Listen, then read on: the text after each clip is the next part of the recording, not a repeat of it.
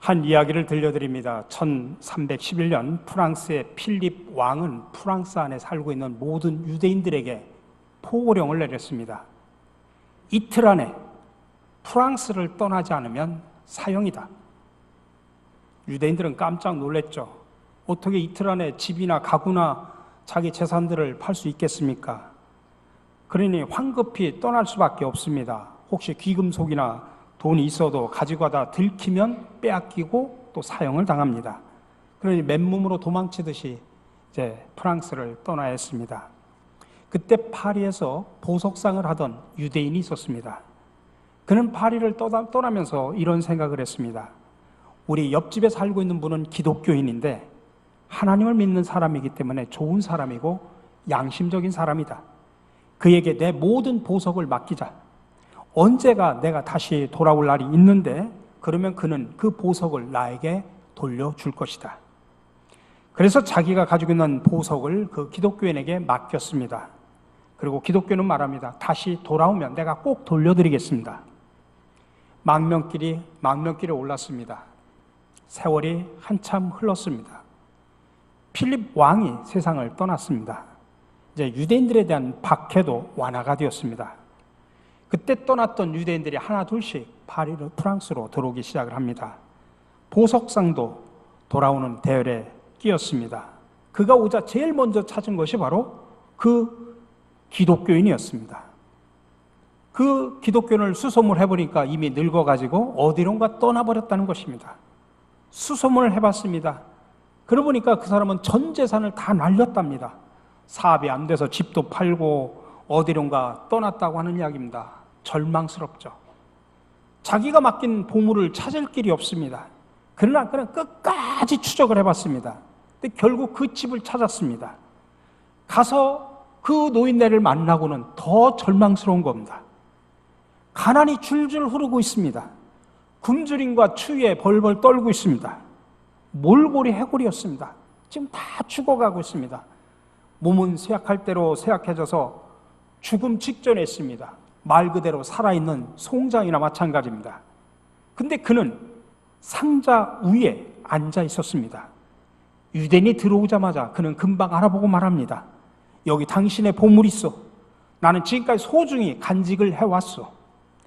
예상치 못한 그 말에 유대인은 감동을 받았고 너무나 놀랐습니다. 아니 어떻게 이렇게 정말 어려운 환경에서 내 보물을 지킬 수가 있었습니까? 당신 재산을 다 날리면서 내 보물을 어떻게 이 상자 그대로 지킬 수가 있었습니까? 기독교인이 말합니다. 내 것이 아닌데 어떻게 내가 손을 댈 수 있겠어? 나도 삶의 여러 가지 절망에서 회의를 느끼고 때로는 자살을 하고 싶었어. 죽고 싶어도 당신에게 이 보물을 돌려드려야 하기에 나는 죽지 못했어. 내가 이 보물을 당신에게 돌려주겠다고 약속을 하지 않았어. 나는 내가 한 약속을 잊지 않고 당신을 기다리느라고 이렇게 죽지 않고 있었어. 자, 이 보물을 받으시오. 그리고 깔고 앉았던 그 보물 상자를 내밀었습니다. 유대인은 너무나 깊은 감동을 받았습니다. 그리고 말합니다. 할아버지, 이제 과거를 잊으십시오. 이제 할아버지에게는 축복만 남았습니다. 이 보물의 반은 할아버지 것입니다. 그리고 할아버지는 내 친구입니다. 이 보물을 같이 쓰면서 같이 살 친구입니다. 그러니 아팠던 과거를 깨끗이 잊어버리십시오. 지금부터 나와 행복한 미래만 남아 있습니다.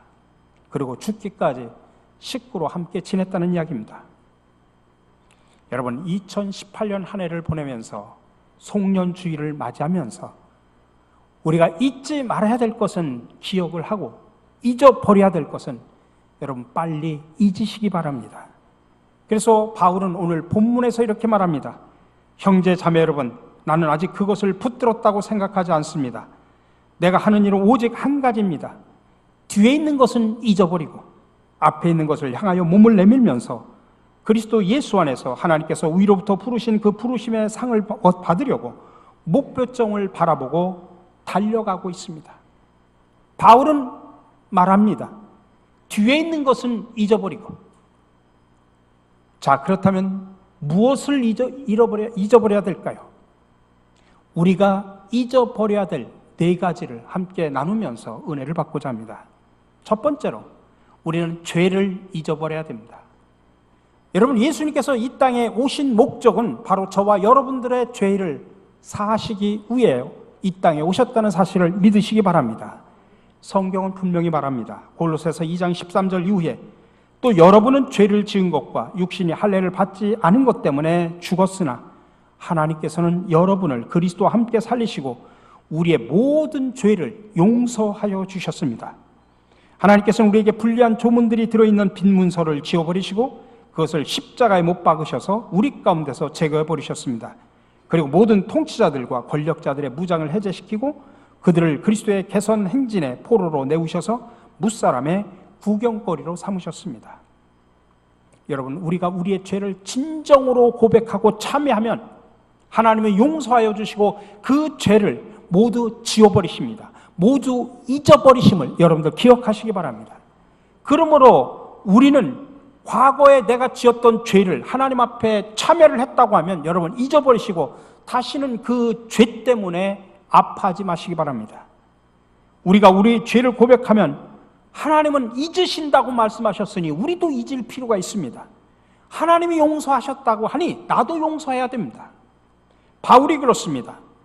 바울은 예수를 믿는 사람들을 핍박하고 잡아 죽이고 못 살게 굴었습니다.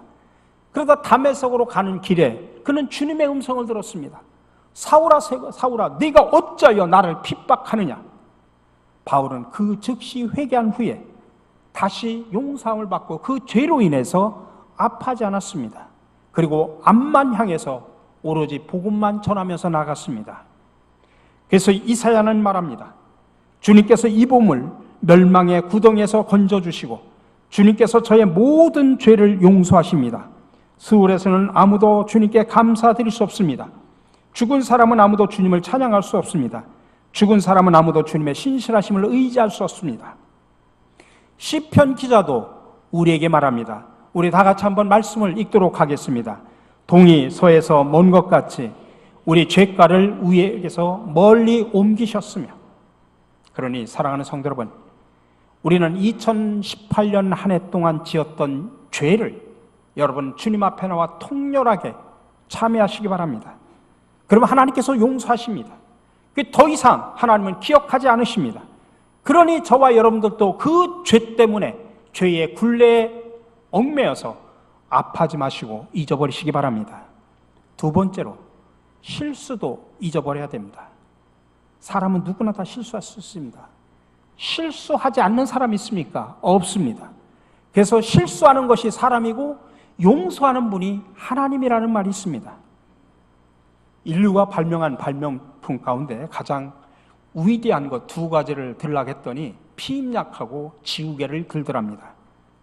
여러분, 연필을 만들 때는 항상 위에다가 지우개를 답니다. 왜 그럴까요? 연필을 사용하는 동안에 실수가 있을 것이라고 하는 그런 예언입니다. 여러분, 과거에 실수한 것을 자꾸 회상하고 기억하고 꺼집어내서 아파할 필요가 없습니다. 여러분, 예수님이 십자가를 지실 때 우리 죄뿐만 아니라 우리의 허물까지도 짊어지셨습니다. 그 허물이라는 게 실수입니다. 그래서 에베소서 2장 1절에서 여러분도 전에는 허물과 죄로 죽었던 사람이라고 말하고 있습니다. 5절에 보니까 허물로 죽은 우리를 그리스도와 함께 살리셨고 너희가 은혜로 구원을 얻은 것이라. 여러분, 모세를 보십시오.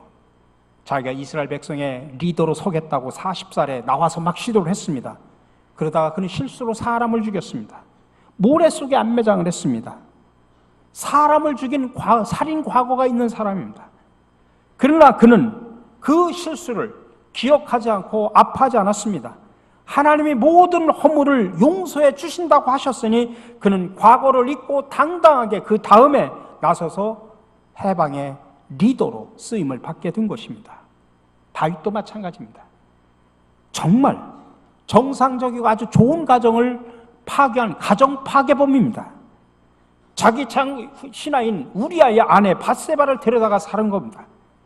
우리아는 나라를 지키려고 열심히 나가서 싸우는데 혼자 있는 아내를 데려다가 산 것이죠. 그리고 그 일이 탄로날 것을 두려워해서 그 충실한 장군을 전방에 보내가지고 죽게 만듭니다. 얼마나 이건 실수 정도가 아닙니다. 그러나 다윗은 침상에 젖도록 나중에 선지자의 이야기를 듣고서 그는 눈물 흘리면서 회개를 했습니다. 그리고 나서 기억하지 않았습니다. 다 잊어버렸습니다. 여러분, 농부가 올 한 해 농사를 실수를 했다고 해서, 실수로 잘못 졌다고 해서 내년 농사 포기합니까? 그렇지 않습니다. 다시 일어나서 농사를 져야 됩니다. 그럴수록 더 잘해야 됩니다.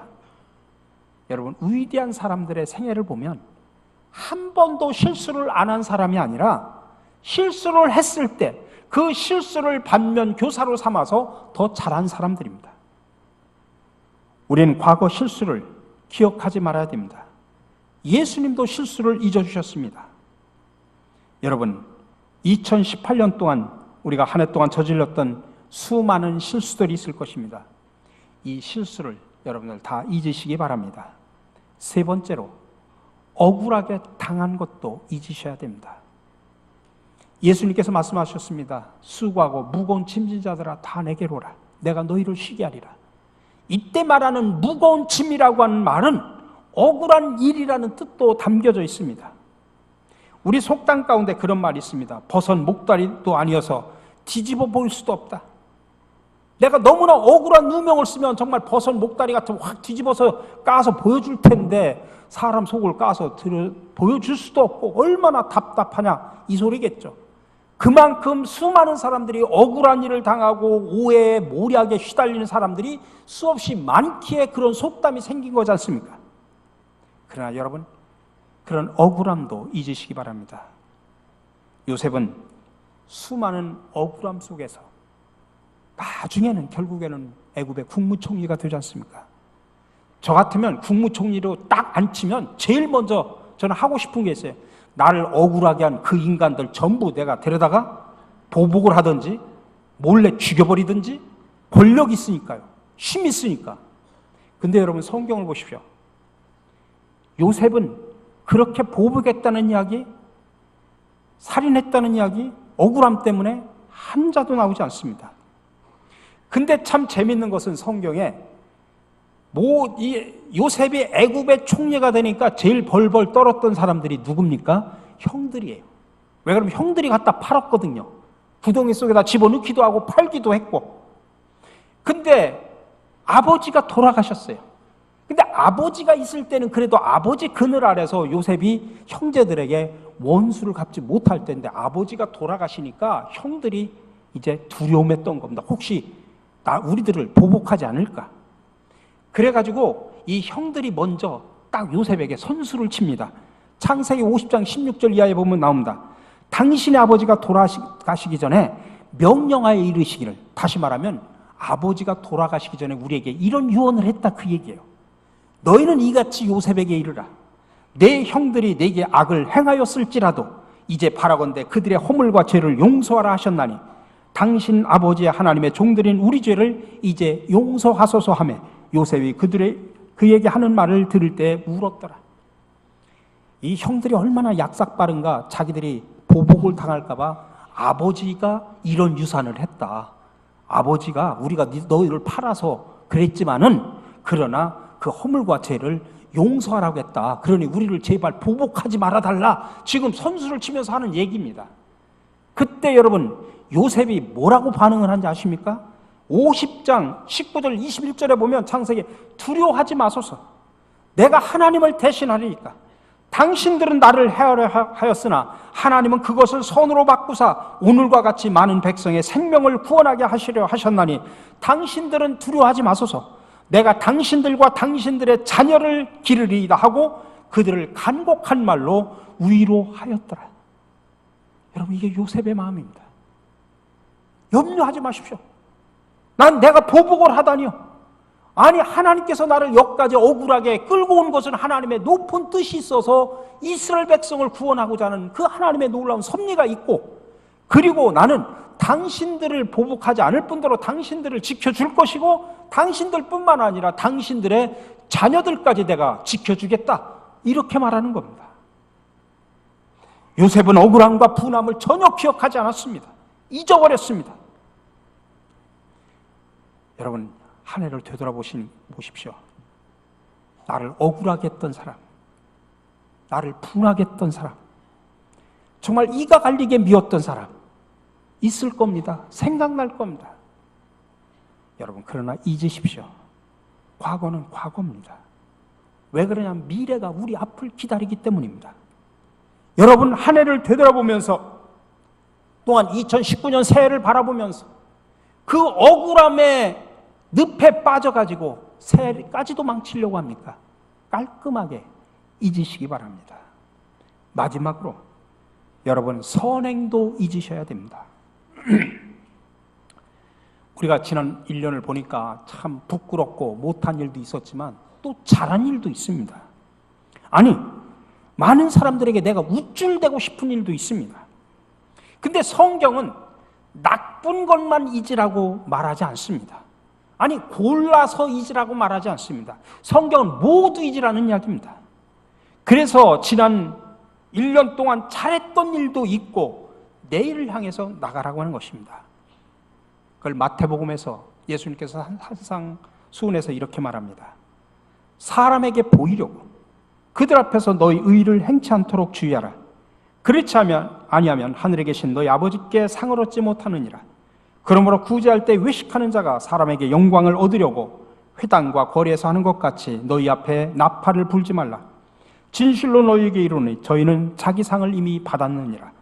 너는 구제할 때 오른손에 하는 것을 왼손이 모르게 하여 내 구제함이 은밀하게 하라. 은밀한 중에 보시는 너희 아버지가 갚으시리라. 여러분, 잘한 일, 여러분, 그것도 잊으시라는 이야기입니다. 우쭐대지 마시라는 이야기입니다. 그래서 어느 시인은 이렇게 말합니다. 고상한 행동을 하고 나서 그것을 하루 종일 꿈꾸지 마라. 여러분, 모세가 일으킨 기적, 물론 모세가 일으킨 게 아니죠. 하나님이 함께 하셔서 하나님이 이루신 기적이지만 그의 기적 가운데 홍해를 가는 놀라운 기적이 있지 않습니까? 아니, 바다를 갈라버리니 얼마나 능력 있는 사람처럼 보입니까? 그래서 갈 때 이스라엘 백성들을 리드할 때마다 야, 너희들 나를 기억해야 돼. 내가 이 홍해 바다를 갈른 사람이야. 내가 이런 능력의 사람이야 하면서 우쭐대고 자랑할 수 있습니다. 그러나 그는 40년의 광야 생활 속에 한 번도 그 얘기를 하지 않습니다. 오히려 홍해를 갈라주신 하나님을 찬양할 뿐입니다. 베드로는 성전에 들어가다 안진뱅이 40년 된 안진뱅이를 일으켰습니다. 그러나 그는 그것을 자랑하거나 기억하지 않았습니다. 오로지 복음을 전하는 일에만 몰두했지 과거에 일으킨 그 기적의 사건에 대해서는 전혀 기억하지도 않고 자랑하지도 않았습니다. 뒤에 있는 것은 잘한 것도 잊어버렸습니다. 이게 바로 성경이 우리에게 주는 교훈입니다. 우리 사랑하는 성도 여러분, 이제 2018년 한 해를 마무리하는 송년 주일입니다. 오늘 이 말씀을 꼭 기억하시기 바랍니다. 형제 자매 여러분, 나는 아직 그것을 붙들었다고 생각하지 않습니다. 내가 하는 일은 오직 한 가지입니다. 뒤에 있는 것은 잊어버리고 앞에 있는 것을 향하여 몸을 내밀면서 그리스도 예수 안에서 하나님께서 위로부터 부르신 그 부르심의 상을 얻으려고 목표점을 바라보고 달려가고 있습니다. 아멘.